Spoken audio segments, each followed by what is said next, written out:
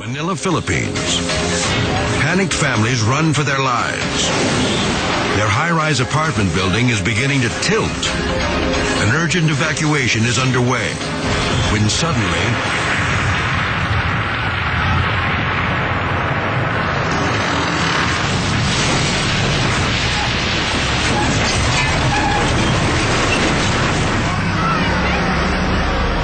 men, women, and children are still running for safety when the foundation gives way. The building rips through power lines, threatening to ignite the entire neighborhood.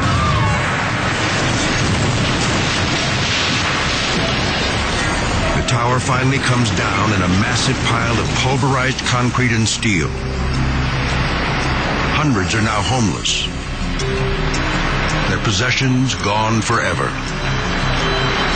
Yet amazingly, no one is killed or even injured. Shoddy construction is blamed for the disaster. Criminal charges are filed against the building's owner. He's lucky they don't include murder.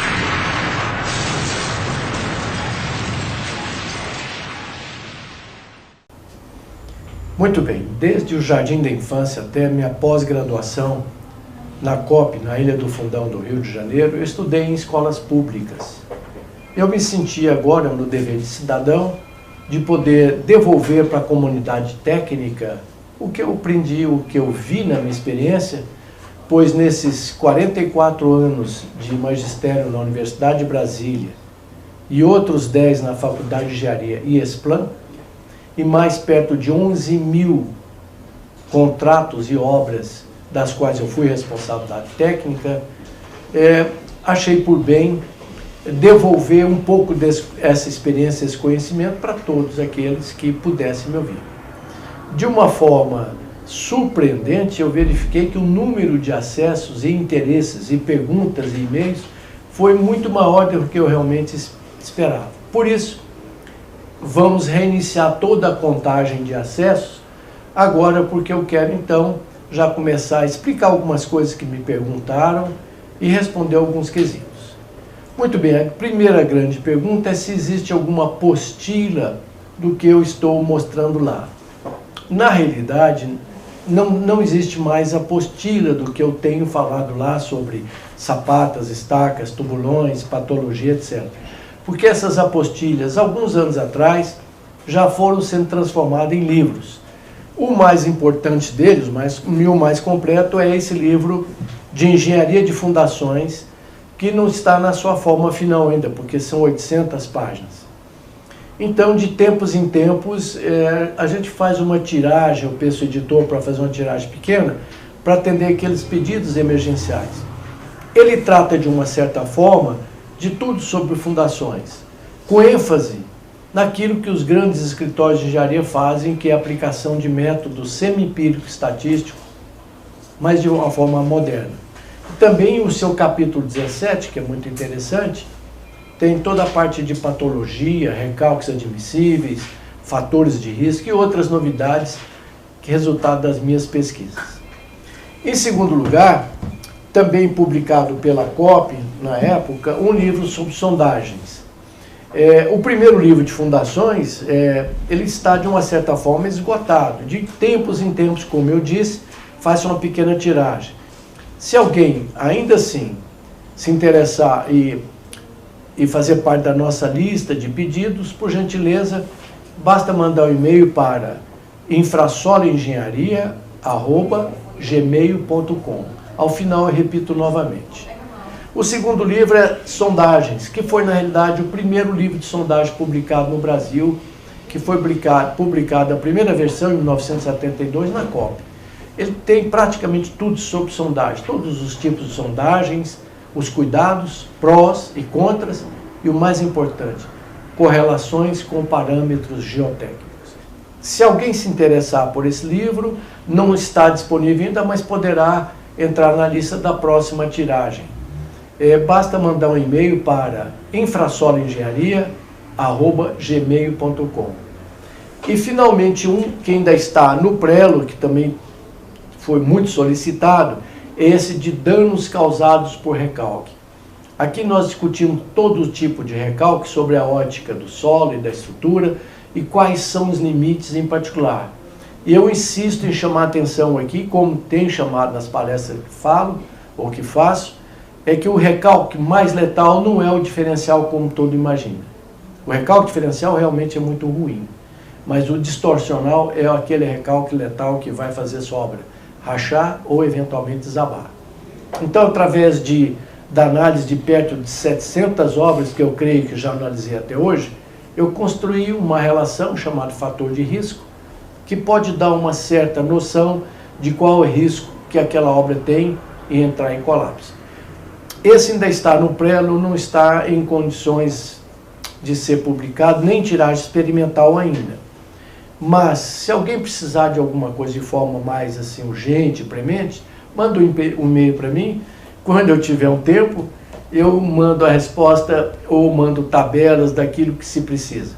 Se bem que a parte central está nesse livro aqui. Então, agradecendo a Infrasolo e a Fundex de Brasília, nós passamos agora a essas aulas do YouTube, que vamos começar a recontagem depois dessas explicações. Só espero poder ter sido útil. Muito bem, continuando então esse curso de fundações passo a passo, vamos hoje falar sobre o capítulo 6, que é um dos capítulos mais importantes para o entendimento e maturidade da engenharia. Ou seja, os recalques sobre o ponto de vista ou sobre a ótica da estrutura.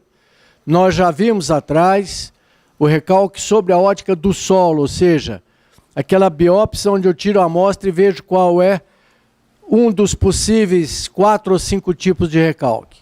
Hoje, então, nós veremos esse recalque olhando para o paciente. Pelos sintomas, eu vou saber qual é o possível tipo de recalque. Então, com relação ao recalque olhando para a estrutura, nós temos 3 muito significativos e importantes. O primeiro é o recalque total ou absoluto. Recalque total, também conhecido como recalque absoluto.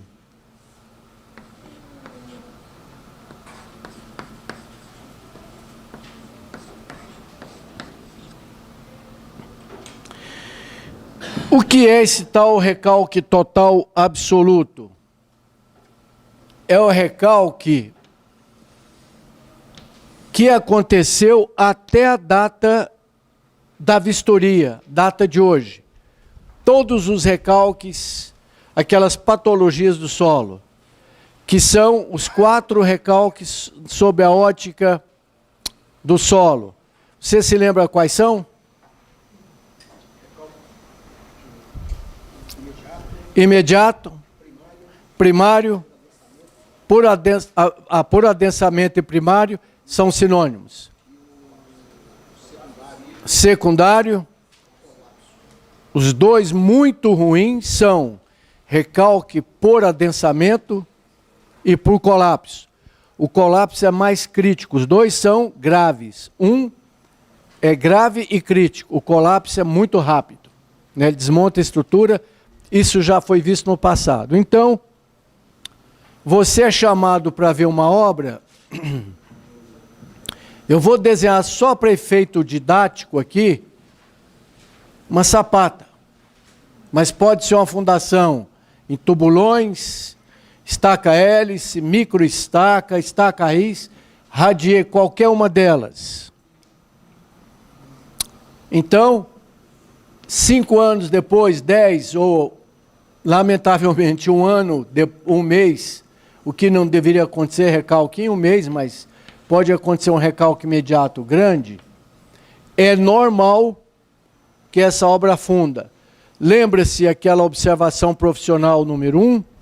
Toda obra dá uma sentada, mas não apavorem por isso, que isso é normal. Em contraposição, toda estrutura suporta um certo recalque. Muito bem, então, com o passar dos tempos, essa fundação cai para essa posição, que pode ser um ou mais daqueles sintomas. Recalque imediato, por colapso, por adensamento ou secundário, ou até por subsidência em cidades onde tem mina escavada e se faz a cidade em cima, ele pode começar a afundar. Então aqui, olha, eu vou ter o recalque da sapata número 1. Também costumeiramente chamada como Rho1, letra grega, que nós estamos procurando tirar dos nossos cursos. Poderia ser então Rho2 ou R minúsculo 2. Esse é o recalque total. As causas são várias, aquelas que nós já vimos. Existe um tipo de recalque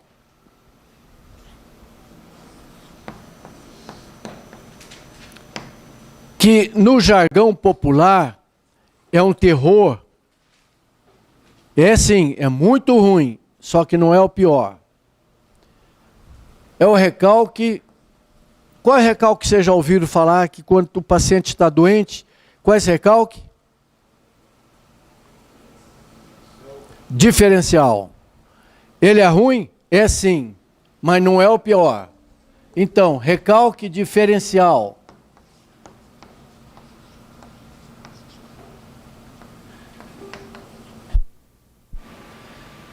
Delta ou também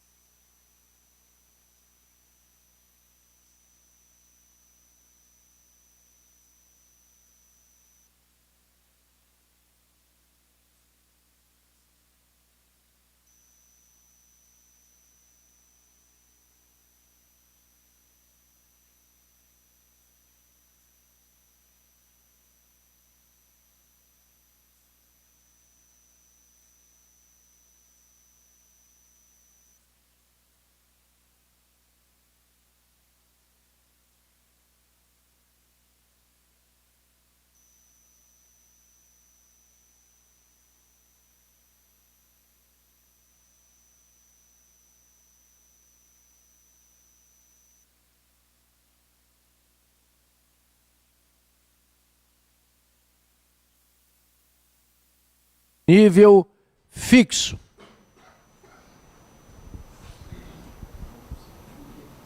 Recomenda-se utilizar um referencial de nível fixo, chamado de RN. De preferência, alguma peça tipo poste, prédio vizinho, que você tem certeza que ao longo dos anos ele também não vai afundar. Se você tiver um prédio vizinho com problema, você não vai ler recalque nenhum, porque os dois vão afundar por igual. Então, se afundar mais, você pode dar a impressão de que ele está subindo e às vezes acontece subir. Por que às vezes você faz uma leitura e ele dá 1 milímetro acima? Alguém pode me dizer? Além de inclinação, sim. O que mais? Qual é o efeito? Térmico.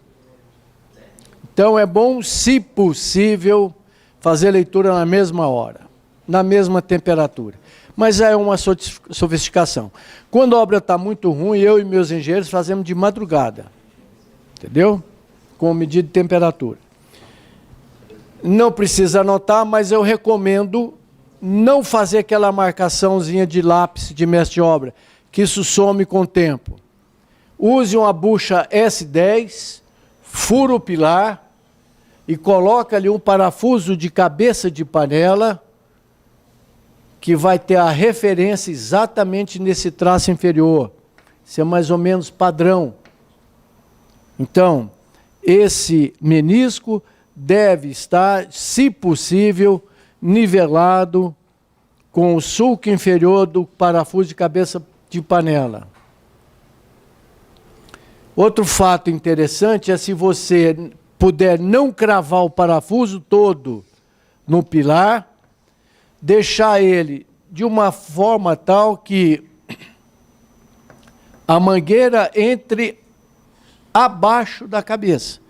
Então, se for mangueira de meia polegada, deixa 1 centímetro. Porque a mangueira passa aqui, olha, você vai ler bem baixo do parafuso, dá menos erro. Tá bom? E eu prefiro óleo diesel, que fica vermelhinho e é mais estável termicamente do que a água. Muito bem. Porque seria muito bom, facilitaria muito o diagnóstico, se eu fosse chamado uma obra 10 anos depois, eu sei quanto tempo ela, ou quanto ela já recalcou. E se possível deixar eternamente na obra, é muito bom. Você vai ter um furinho no mármore, no granito, compra aquele cápsisinho de plástico e abotoa. Daqui uns anos a gente vai lá e mede de novo. Entenderam? Então mede em todas as etapas. Primeiro, segundo, terceiro, 10º, massa, pessoal morando, para ter uma boa ideia do comportamento das fundações. Porque isso é igual ao câncer. Quanto mais cedo você recuperar, menos a estrutura sofreu. Ela torce, fica pré-tensionada. Então, recalque é bom reforçar logo, se der o azar de acontecer. Muito bem. Então, o que é o tal, voltando à questão inicial, o que é o recalque diferencial? É a diferença entre recalque de 2 pontos considerados. Esse é o recalque diferencial, que todo mundo acha que é o terror. Eu só quero confirmar que ele é um tumor maligno, sim, mas não é o pior. Vamos supor, por exemplo, que esse pilar aqui afundasse 6 centímetros.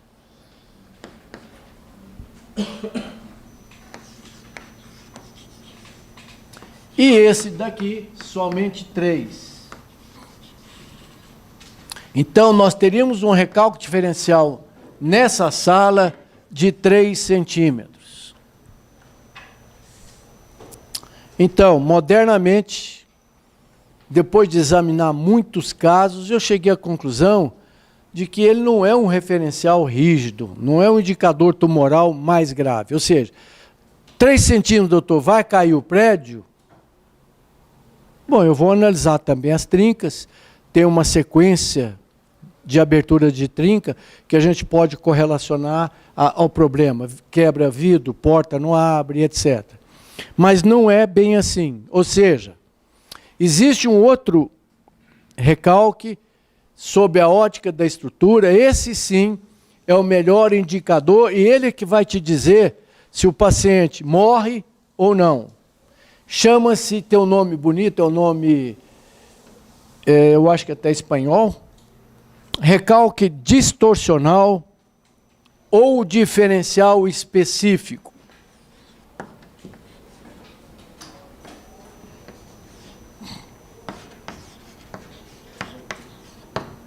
Distorcional, porque ele distorce a estrutura, ele tira a estrutura do esquadro.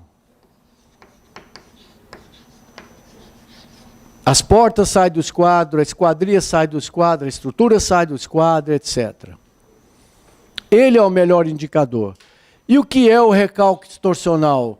Que é costumeiramente chamado de beta ou diferencial específico. Lembram-se que na engenharia tudo que leva o nome específico, coeficiente de alguma coisa específica, é melhor do que ele sem, ou seja, com dimensão. Tudo que leva a palavra específico é porque não tem dimensão, é adimensional. Matematicamente é bom para trabalhar com ele. A diferença entre deslocamento e deformação específica é porque deslocamento tem dimensão, milímetro. Deformação específica é delta L sobre L0, milímetro sobre milímetro, desaparece. Esse recalque é o diferencial específico chamado distorcional e vale o recalque diferencial dividido pelo vão. Então, eu tenho um vão aqui de 8 metros, chamado vão L. Ou seja, é R2 menos recalque no pilar 1 sobre L.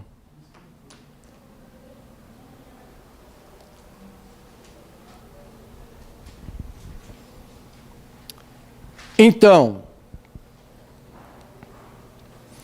quanto maior o vão, menos perigosa a estrutura. Quanto maior o vão, por estar inclusive no denominador, menor o recalque distorcional. Essa colocação do vão L na análise dos sintomas e da possibilidade de ter um quadro grave de patologia significa ou simula a flexibilidade da estrutura. Uma estrutura igualzinha à outra, mas uma mais rígida do que a outra, a rígida é muito mais crítica. Casca de ovo. Tenta deformar a casca de ovo. Ele não deforma nada ou então estoura de uma vez. Então, a flexibilidade ou rigidez da estrutura representada pelo vão L significa dizer que eu estou querendo dizer que aquela estrutura é mais amigável ou não. Vamos ao exemplo nosso aqui. A nossa sala tem um vão L de 8 metros, ou seja, 800 centímetros. Portanto, o recalque distorcional seria R2 menos R1 sobre 800, que seria 6 menos 3 sobre 800, que seria 3 sobre 800, que daria 1 sobre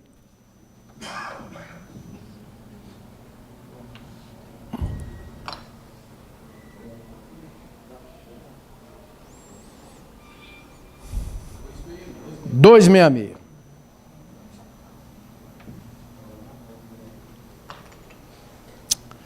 Muito bem. O recalque, em geral, 1 para 266, já é muito ruim. Já é muito ruim. Imagina se essa estrutura, então, tivesse só 2 metros. Vamos supor que fosse um vão só de 2 metros. Seria 3 dividido por 200. Que seria 1 .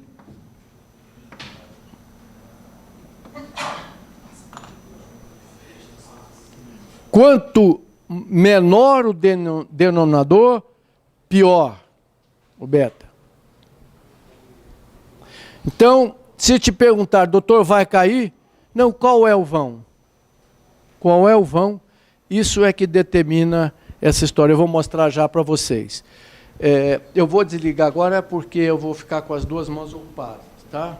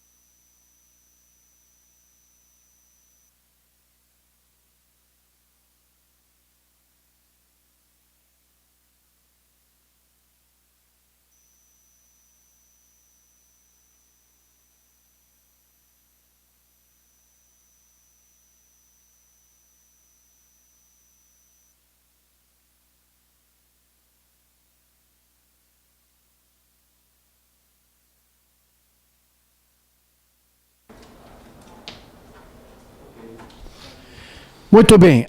As estruturas de concreto ou aço com painéis de fechamento, não é alvenaria estrutural não, painéis de vedação de alvenaria, costumam de uma maneira muito geral e grosseira desabar quando beta é igual 1/100.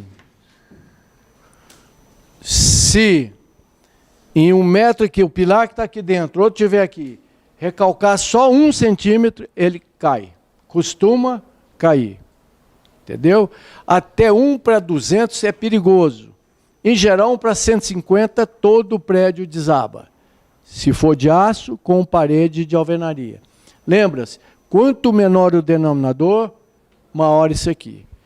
Isso, então, gera, só para efeito de facilidade, um fator de risco igual a 10. Ora, fator de risco 8, 7, a obra, se já não foi reforçada, está muito perigosa. Em geral, os prédios suportam bem 1/800. Quase todo prédio tem esse tipo de vírus. Não tem problema nenhum.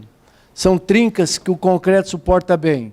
Ou seja, fator de risco, perto de 1. Divide para mim 1/800, dá...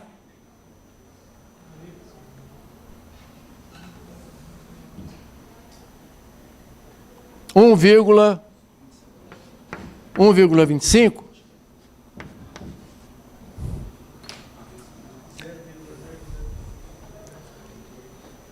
É bem possível que essa obra aqui, que é bem construída, tubulões a 15 metros de profundidade, possa ter uma trinquinha que ela tem um balanço por aí. Está vendo alguma trinca nessa parede aí? Olha aqui. Ah, não, desculpa, isso não é trinca. Essa sala está até comportada, viu? Ah, tem uma trincazinha aqui, tá vendo? Bom, essa trinca aqui, depois eu vou falar com você sobre a regra do DICRAM, ela não tem nada com recalque. A inclinada é outra falácia popular. Ah, o tal recalque diferencial é mais grave? Não. Ah, porque trinca inclinada é recalque? 90% é, mas 10% não. Não esqueçam disso. Tá? Então, em geral, as obras suportam 1:800, ou seja, fator de risco 1,25. Alguém já fez essa divisão? Tá certo. Multiplica por 1000, dá isso. E a obra desaba não é com 10, não. 10 já é zebra total, ou seja, com 7, 8, está ruim. O fenômeno acontece mais ou menos da seguinte forma: trinquinhas subcapilares. Pega uma canetazinha 0,5 e risca na parede. Só a gente é que nota. Engenheiro, patologista. O leigo nem percebe. Que pode misturar com variação térmica, água na massa, falta de aperto, 1000 coisas. Tá? Cuidado com essa trinquinha capilar, eu não sei, acho que já falei, que ela puxa a água de chuva para dentro. Não sei se eu já tinha falado. A trinquinha capilarzinha fininha, por sucção, se chove, se for, vai mofar o armário da madame. Se ela for mais grossa, ela não puxa água para fora. Mas muito bem. Então, as primeiras trincas costumam acontecer num recalque distorcional muito brando. Lembra-se, quanto maior o denominador, mais amigável. 1:2000, divide para mim, isso aí vai dar 0,5. É o início da fissuração.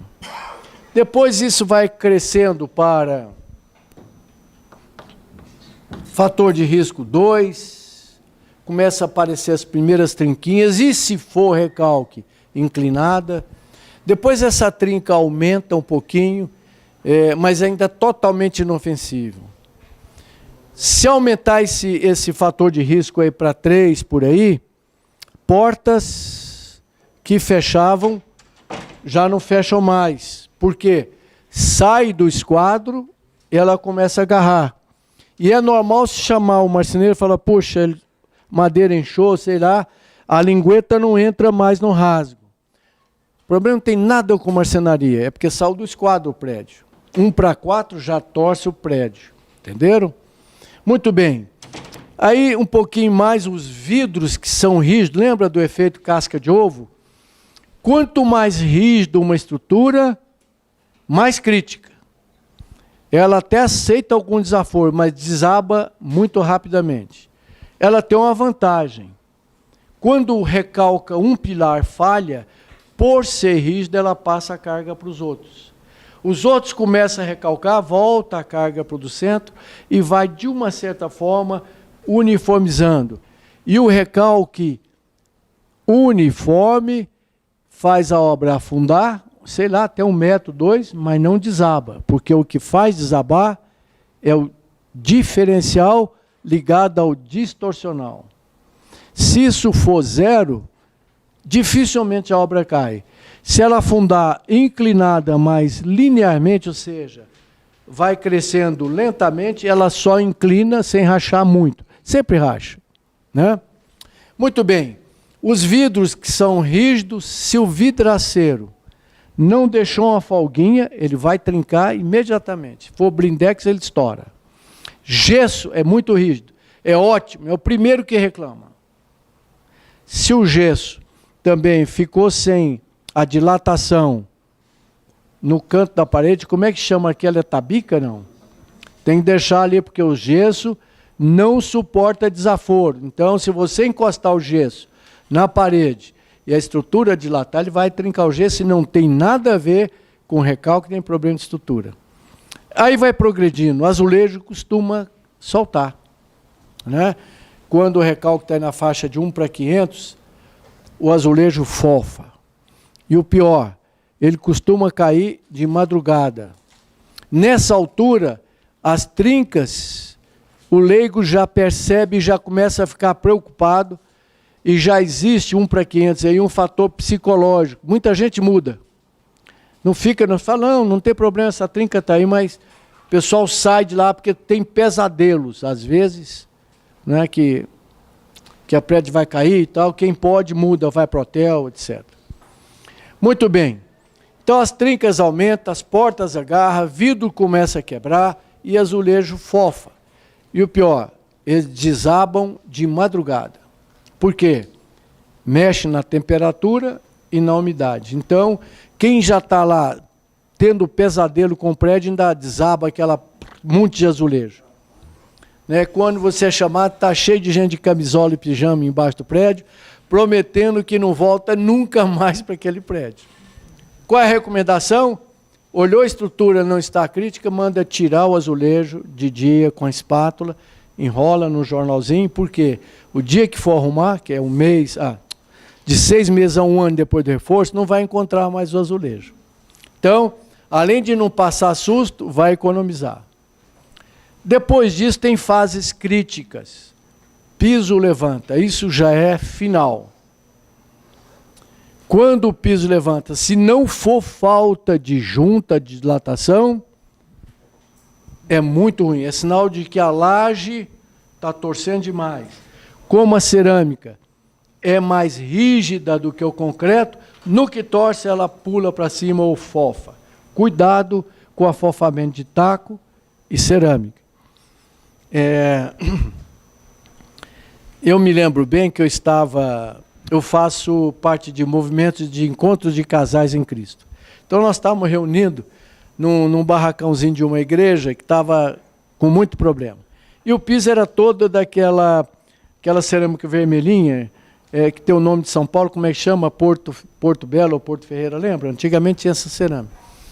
De repente tinha um vazamento de caixa d'água, de repente ela começou a pular 30 centímetros de altura, parecendo metralhadora, levantando e pulando assim. Aí todo mundo saiu correndo, eu fui lá e vi que a caixa d'água estava vazando e a fundação não tinha, no alicerce vagabundo, torceu a laje igual a forminha de gelo de plástico. O gelo é rígido, torceu o plástico, ele pula para cima. É uma sensação para patologista maravilhosa, para quem mora, um terror, né? Muito bem, pior do que isso, ou só isso, o prédio inclina muito. Você chega na obra, o cliente reclama, doutor, não posso botar uma bolinha aqui, que ela escorre para o canto da parede. Né? Tem gente, eu já tive essa reclamação, que eu achei assim, bastante legal, que o camarada gostava de comer ovo cozido toda manhã. Só que ele falou, doutor, tem que botar uma batata frita, e se eu botar o ovo aqui, ele rola para a mesa. Então eu calço com a minha batata frita para poder comer o ovo e a batata. Então, essa inclinação, se for distorcional, é muito perigosa, já é reta final. Aí começa a vazar na laje do vizinho, trinca, começa a pingar do banheiro de cima por debaixo. Tem nada a ver com problema hidráulico, que a laje torceu e quebrou o tubo de PVC. E o pior, quebra também o eletroduto, essa água entra no eletroduto e começa a dar curto-circuito. Então, a sequência evolutiva do quadro patológico é mais ou menos essa. Levantou o piso ou inclinou muito, ou aquelas trincas, né, tem uma tabelinha que vocês terão, vou passar para vocês no livro, dependendo da abertura, porque ela sai da parede e vai para o concreto. Isso é muito ruim. Eu podia ter trazido minha mala, mas eu tenho microscópio, eu vejo o ferro dentro do concreto quando trinca. O ferro costuma estriccionar antes de romper. E também, por azar, rompe de madrugada. Esfria e tal, uma barrinha estoura. E reverbera no prédio inteiro. Apesar de que o concreto não me parece que seja um bom condutor acústico, mas todo mundo ouve, talvez já pelo vetor, né, psicológico. Arrebenta um, quem já tinha 5 ferros fraco, fica com 4, arrebenta o segundo, etc. E fica muito ruim. Se a peça for importante, pode desabar o prédio. Vamos fazer um break aqui só para responder perguntas. Alguém tem alguma?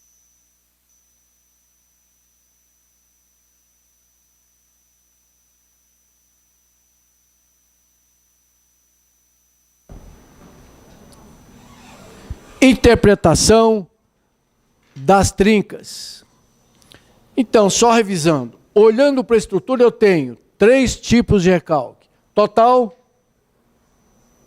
o diferencial e o pior deles, o distorcional.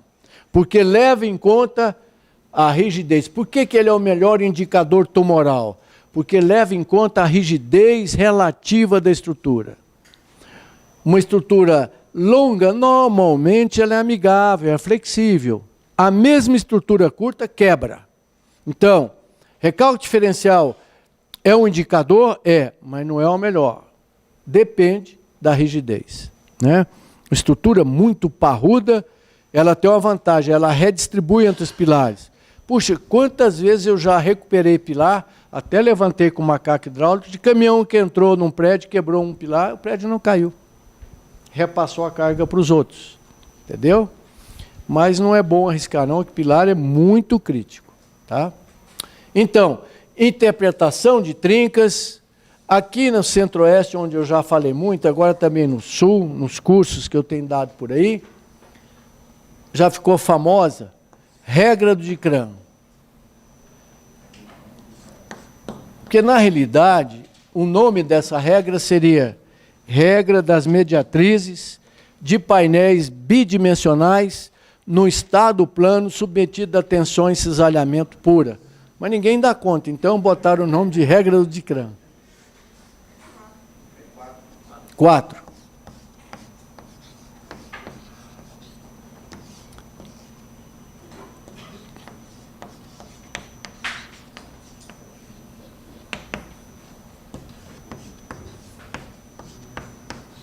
Interpretação de trincas, mais conhecido na prática, para simplificar aquele nome enorme, regra do DICRAM não falha.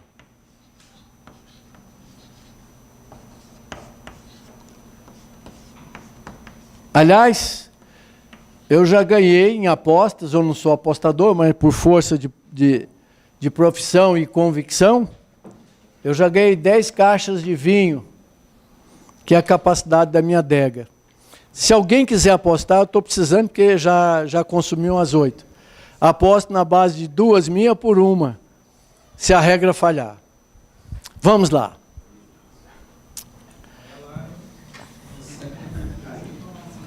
Continua valendo. A minha experiência em laboratório, em paredes, do tamanho real, 6x3, com grapinha, né, aqui com aperto, em tijolo cerâmico, em tijolão de concreto, rebocado ou não. Depois fiz estudos por elementos finitos, para provar aquilo que eu via, e construí já disse que nós, engenheiros, temos um raciocínio cartesiano. Então, a gente sempre inventa uma fórmula, uma regra. Muito bem. Em particular, por causa daquele fato que eu já falei com vocês. Eu já fui numa obra que estava reforçando esse pilar, era uma obra sobre 2 tubulões, tinha um pilar aqui. Então, para reforçar, usaram a melhor técnica da região quando é seca e o terreno é argiloso, 2 novos tubulões. Fizeram um blocão aqui, olha. Por incrível que pareça, apesar de que eu tinha alertado, mas eu ainda não tinha feito os estudos teóricos comprobatórios, eu usei depois elementos finitos e tal, com a precisão que é possível, continuou recalcando. Reforçaram de novo a obra, colocando agora 4 novos tubulões e continuou recalcando. Muito bem, depois eu fui lá e falei, olha, o reforço não é aqui não, é aqui. Porque havia tal trinca de 45 graus famosa. Todo mundo acha, e com uma certa razão, e 90% das vezes, é isso mesmo. Trinca de 45 graus é recalque. Os estudos que eu fiz, quando está submetido somente a cisalhamento puro, estado plano, a parede pode ser considerada bidimensional, porque é 10 centímetros por 6 metros, né, como se fosse uma lâmina. Aliás, depois eu vi isso também num estudo da NASA, estudando chapa de aço em asa de aeronave, né? Ela tinha esse fenômeno. Então, nessa situação, a 45 graus aparece uma tensão, a maior tensão de tração.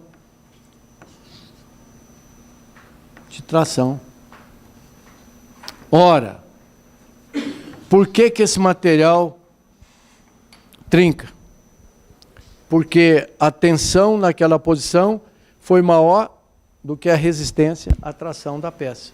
Nesse momento, trinca. Pode acontecer esse cisalhamento puro, mas eu também nunca vi nenhum caso, nem corpo de prova. Quando vai cisalhar de uma forma pura, ele levanta um pouquinho, ele incha. Então vai ter uma traçãozinha ali também. E dentro da precisão possível, o método dos elementos finitos aplicado aqui mostrou que nesse ponto, em geral, no centro, mas não só no centro, aqui acontece a tensão de tração máxima, vai abrir a trinca. Então, baseado nesse fenômeno, se você tirar uma mediatriz, o que é a mediatriz? É uma perpendicular ao meio de uma reta, ela vai te dizer, olha, o doente está aqui, tem nada a ver com aquilo lá. Entenderam? Então, tirou uma perpendicular, ela mostra o ponto que está afundando, que pode ser estrutura ou não. Por exemplo,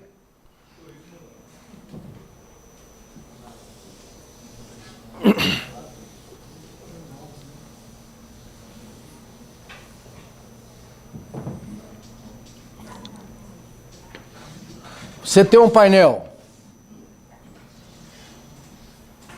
2 apoios, 3, 10, não interessa. Esse é um painel no estado plano, ele é fininho, né? Uma parede. Se aparecer uma trinca por aqui assim,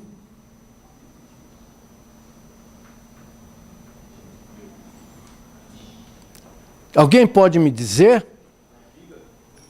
Flecha na viga, não tem nada a ver com recalque. Pode olhar, alguém botou parede em cima da laje, ou é a cinta ou baldrame que fica enterrado, ela flete depois de muito tempo. Então, usando a regra do Dicran, a trinca está aqui, tiro a mediatriz, que ela é perpendicular à trinca, ou de preferência no ponto de abertura máxima, o que significa dizer tração máxima. Nada de condenar as fundações. Entenderam? Isso é flecha. Vai olhar, ou ela está subdimensionada, ou alguém colocou parede em cima de laje. O baldrame que fica enterrado no chão, ele sofre dessa doença e não é grave. Porque todas as irmãs dessa viga, primeiro, 10º andar, o que eu faço? Eu faço a parede e deixo o maior tempo possível para o aperto. Quanto maior o tempo que eu puder deixar para o aperto, menos problema eu vou ter na estrutura. Porque ela flete, a massa retrai, etc. Só que o baldrame nunca teve essa chance, porque toda a estrutura é elástica. Pode pensar que não, basta pular nessa laje. Você vai ver que ela flete, né? Elástica. Então, só que a coitada do baldrame tinha solo embaixo. Com o tempo, com chuva, se for colapsível, se o aterrinho não for bem compactado, ele vai descolar e vai ficar no ar pela primeira vez. Aí ela flete. Começa a dar, então, uma trinca horizontal aqui, olha. Aplica a regra do Dicran, perpendicular, perpendicular, baldrame. Isso é muito comum, muito comum. Tá? Trinca de baldrame. Quando eu já tive, acho que 2 ou 3 casos maravilhosos, onde a trinca foi realmente uma parábola. Aliás, uma recente. Fui lá fotografar essa semana, fui examinar a Universidade do Distrito de Medicina do Distrito Federal. A laje deu uma flechazinha e apareceu um fenômeno maravilhoso, que é uma trinquinha parabólica, que nada mais é do que o espelho invertido da flecha da laje. Aplicada a regra do Dicran, flecha na laje. Flecha na laje. Não tem nada a ver com fundações. Flecha na laje. Eu devo mostrar os slides disso na aula que vem. 2 ou 3 casos eu já peguei. Assim. Fretiu tanto que trincou aqui e emendou. Pode dar trinca horizontal aqui embaixo, depende da alvenaria. A alvenaria fica pendurada lá em cima. Pode dar trinca em cima. Aplicou a regra, diz, olha, é assim. Pois não. Tinha uma dúvida? Naquele primeiro caso que você explicou, poderia estar um pilar recalcando. Um edifício de 15 pavimentos e acontece talvez uma patologia lá, parecer uma trinca. Seria desse pilar lá embaixo? Muito bem, a pergunta dele é o seguinte. Aparece uma trinca lá no 15º andar, inclinada. Muito bem. Em geral, qual é seu nome? Leandro. Em geral, os sintomas de recalque ficam mais nítidos até o 5º andar por aí. Porque pode ser recalque acentuado, mas pode ser variação térmica, que é a maioria. Eu não sei se eu já falei, mas vamos anotar uma observação profissional, número me parece que 13, que vai te salvar a pele na profissão.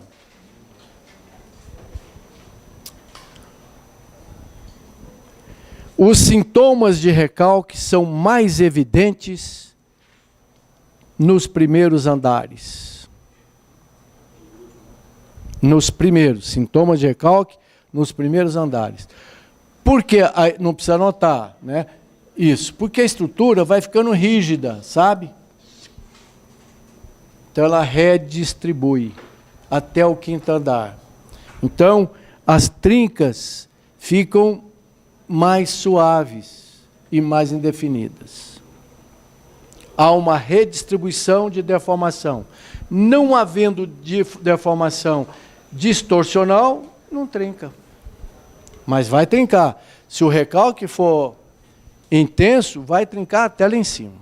Ponto. Os últimos andares, geralmente,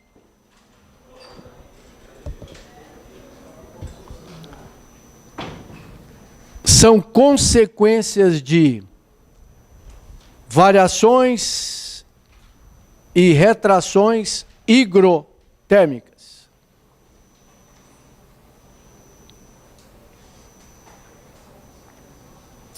Variações e retrações higrotérmicas. Sem cura aparente. Não é letal, mas tem função mais estética e funcional, perturba. Quem não sabe que não é letal, apavora. Os últimos apartamentos racham por causa dessa variação. A recomendação é sempre usar tela. Eu também não sei se já falei, eu já acho que já mostrei, né, como recuperar a trinca. Tira o reboque, põe uma tela de aço. Não falei sobre isso? Então vamos fazer um parênteses, mas pode continuar. Observação profissional número 14. Recuperação de trincas. Isso fica dentro do curso de patologia de estruturas. Mas como a gente acaba sofrendo esse problema, já que de médico e louco todo mundo tem um pouco, então vamos lá. Você tem uma trinca em alvenaria, recuperação de trincas em alvenaria.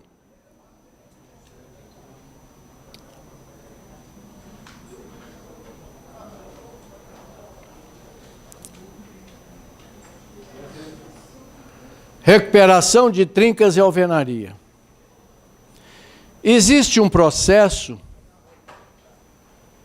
cuja eficiência considerada boa atinge a 80% e 90%. Cura 80%, 90%. Cura total, impossível.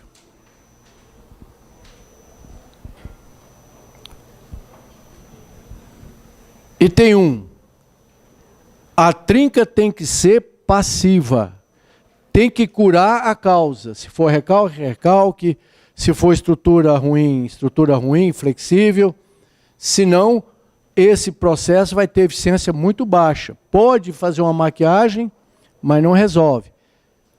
Então, item 2. Remover. Então, a trinca tem que ser passiva. Corrigir trinca. Ativa reduz drasticamente a possibilidade de sucesso. Item 2. Retirar a massa de rebocar numa faixa adjacente à trinca de 40 a 50 centímetros.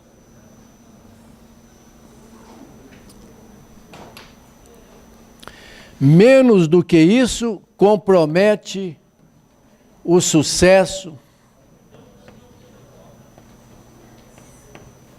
da recuperação.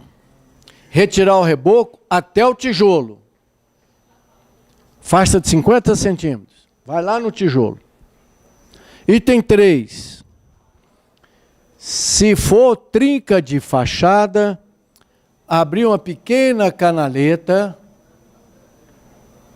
injetar com a pistola, Sikaflex, NP1 ou Monopol. Sikaflex ou NP1 ou Monopol. Então, abre-se uma canaleta para tentar segurar a água que vem por sucção e capilaridade de fora. O ideal, em termos de mofo, água, infiltração, é cortar antes que ela entre. Então, se você está com um prédio, com fachada, passando água para dentro, qual é a recomendação? Tira a massa da parede inteira e põe tela de aço. Senão, vai ter que voltar e fazer isso de tempos em tempos, que é um transtorno muito grande. Feito isso, etapa 3, chapisco. Chapisco grosso com aditivo estrutural, tipo Chapix, Bianco, qualquer um outro.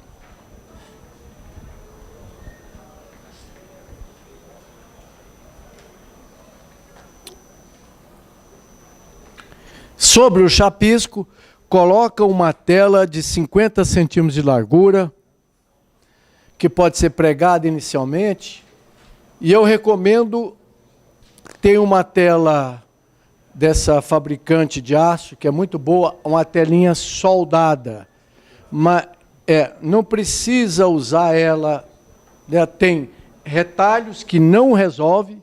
Não adianta botar aquelas pecinhas de 10 por 15, não, nem de 10 por 20. Tem que ser a de rolo, de 50 centímetros. Então, põe a tela eletrosoldada. Mas, se não tiver essa tela, a tela de fantasia ou plana, aquela quadradinha, não é tela de viveiro, nem de galinheiro, não, porque ela é elástica. Muito menos tela deployé antiga, tela de estuque. Ela deforma, não adianta nada. Muito menos ainda o que o mestre de obra costumava fazer, grampo. Grampo em alvenaria não funciona. Passar o tempo, vai trincar em volta do... Fica um negócio bonito. Eu tenho fotos. A trinca fica assim. Então, o que funciona é a tela, porque a trinca que vem na quadrícula da tela, que ela costuma ter 2 por 2, de trinca subcentimétrica ou milimétrica, ela bate aqui na tela, e daí ela passa para a trinca subcapilar, menos de 1 milímetro de espessura. Aí um novo chapisco, e depois, de preferência, uma massa de boa qualidade pronta. Rebocou, então, item 4, novo chapisco prendendo a tela.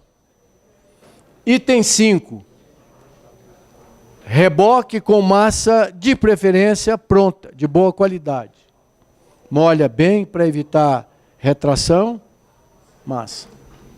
Item 6, a telinha de poliéster, aonde estava mais ou menos a trinca. Tem vários fabricantes, né? O Telafix, Mata Junta, e tem uma que eu gosto muito, que ela é larguinha, e tem um miolo sem adesivo, ela é adesivada, mas o miolo não tem cola para ela esticar. O poliéster, ele é flexível. Tudo que sobrar de lá do fundo para cá, ela mata. E depois, acabamento item 7, massa acrílica. Massa acrílica, mais flexível. E tinta acrílica.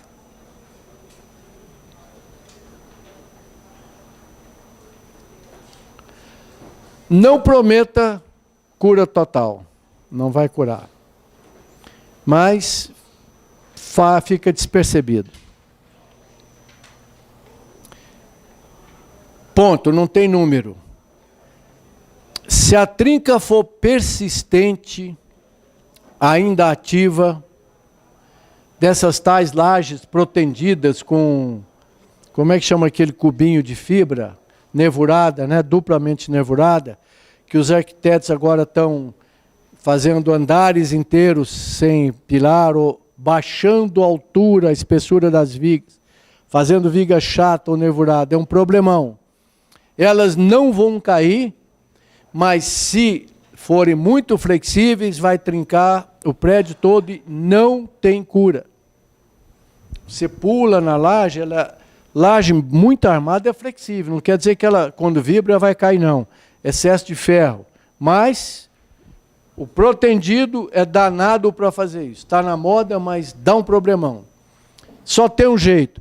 Com a maquininha Makita, faz um risco na parede em cima da trinca, enche com NP1, Sikaflex ou Monopol, pintável. E avisa para o morador, olha, não põe seu piano de caldo aqui não, que ela vai trincar. Vai trincar e você nem vai notar, ela espicha, encolhe, espicha, encolhe, espicha, encolhe. Não tem saída. Não tem solução. Tá bom? Ponto. Então está aí. Alguém sabe me dizer como é a trinca de retração numa viga? Me diz, como ela é? Tem uma viga, como é a trinca de retração? Não. Não é espalhada, não. Como é a trinca de retração? Como?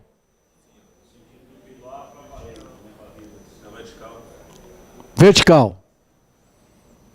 O que mais? Ela vai de fora a fora? Não, horizontal nunca. Vai de fora a fora, não? Trinca de retração não passa pela ferragem positiva, ela para aqui. O que mais? Outra característica. Repetitiva. Pode olhar 50 a 60 centímetros, outra. As trincas em geral, como eu falei anteriormente, elas são causadas por tensão de tração. Aplica aqui a regra do Dicran, perpendicular à trinca. Está puxando para lá e para cá. O que acontece? Você tem um pilar aqui, usou concreto bombeado com muita água, não molhou demais, depois vai naturalmente retrair. Como ela está grudada aqui, só tem um jeito, abrir no meio. Ou às vezes abre aqui também. Se não tiver bem grampeada, grapeada, vai dar uma trinquinha aqui. Em geral, inofensiva. Não precisa nem aplicar epóxi nem nada, não. Faz uma massinha bem feitinha, com cicatop ou cimento mesmo, passa com espátula que ela veda a entrada de água. O problema é entrar gás carbônico, cloretos, etc., né, que vai corroer a ferragem no futuro. Fora isso, problema nenhum. Costuma não ser problema, porque a dimensão dela é abaixo de 1/10 de milímetro, e todo concreto que se preza suporta bem isso. As trincas de pilares, não é o meu assunto aqui, muito graves, são as trincas de cisalhamento.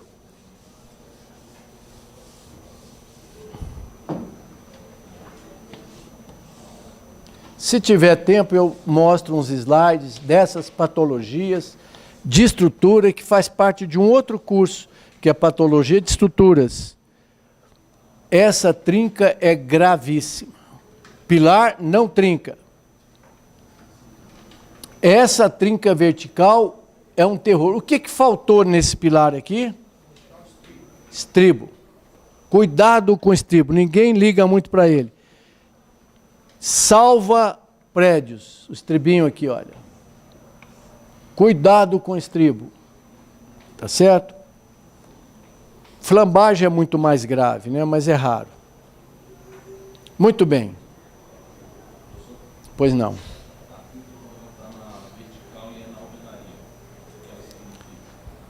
Depende. Se a trinca estiver na vertical e na alvenaria,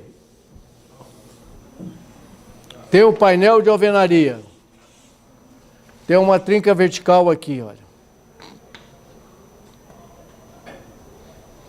Ela é mais aberta em cima ou embaixo? Não. Se não for aberta em cima e embaixo, pode ser retração ou falta do que ela pede. O que ela está pedindo? Junta de dilatação. Faltou uma junta. Então ela está trabalhando. Se for aberta por igual, usa a maquita novamente, faz um rasguinho de 1 centímetro por 1,5, enche de Sikaflex ou NP1 monocol e pinta. Ela é pintável hoje, até na cor pode ter. Acabou o problema. Se a trinca for mais aberta em cima,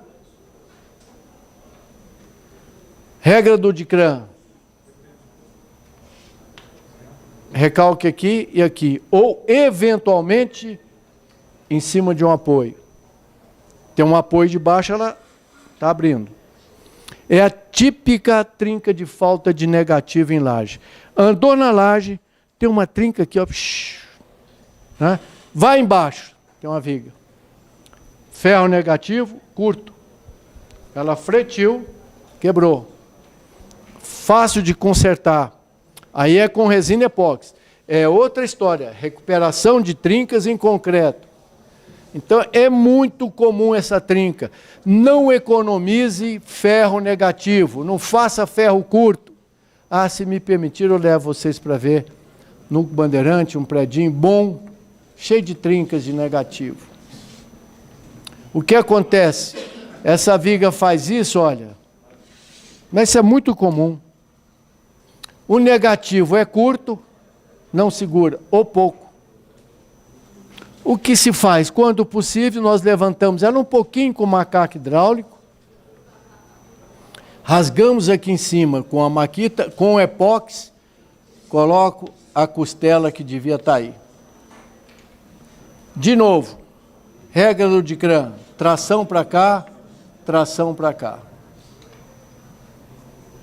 Se por acaso, entretanto, for uma trinca esquisita aqui em cima, verifica se não tem uma viga apoiando aqui em cima dessa parede, ou encostada na parede. A trinca flat comprime a parede. Quando comprime a parede, dá um efeito chamado lobo carneiro, que já morreu há uns 3 anos, que é um brasileiro brilhante. Ele mostra que quando você tem uma carga concentrada, gera tensões de tração assim, olha. Pega uma pedra, dá uma marretada nela. Como é que ela quebra? Por que ela abre? Tração. Chama tração indireta. Até existe um ensaio que é norma internacional, criada pelo Lobo Carneiro. Ensaio chamado brasileiro. Quer saber qual é a resistência à tração do concreto?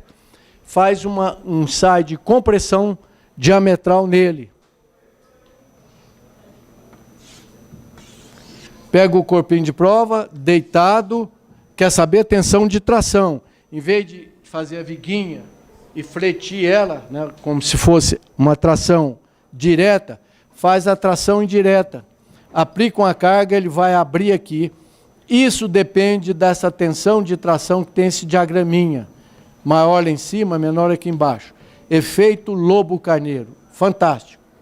Então, só a parede dá uma trinca esquisita aqui, vê se não tem uma viga comprimindo ela, que gera efeito Lobo Carneiro.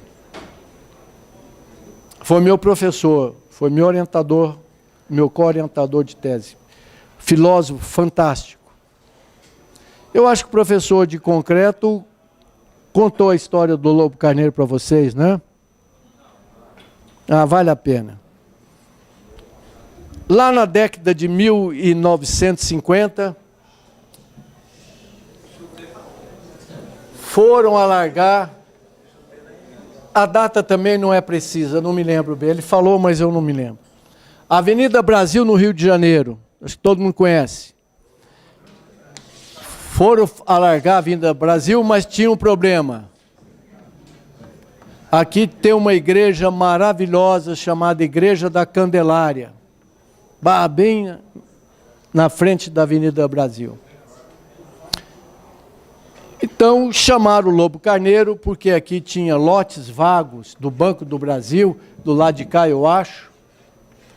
Falou, olha, professor, foi antes de 1950. Nós estamos com um problema sério, isso vai dar um engarrafamento, um estrangulamento de tráfego muito grande, porque tem igreja, essa igreja é maravilhosa, da época barroco, moderno, uma coisa maravilhosa. Então ele falou, olha, nós podemos tentar fazer o seguinte, o alicerce é todo de pedras, mas eu posso ir tirando assim a cada metro, fazendo uma vigona embaixo, e emendando, fazendo uma sim, outra não, e fazer uma super cinta embaixo da igreja. E embaixo dessa posição aqui, eu vou colocar vários trilhos de estrada de ferro, e vou colocar roletes aqui, olha.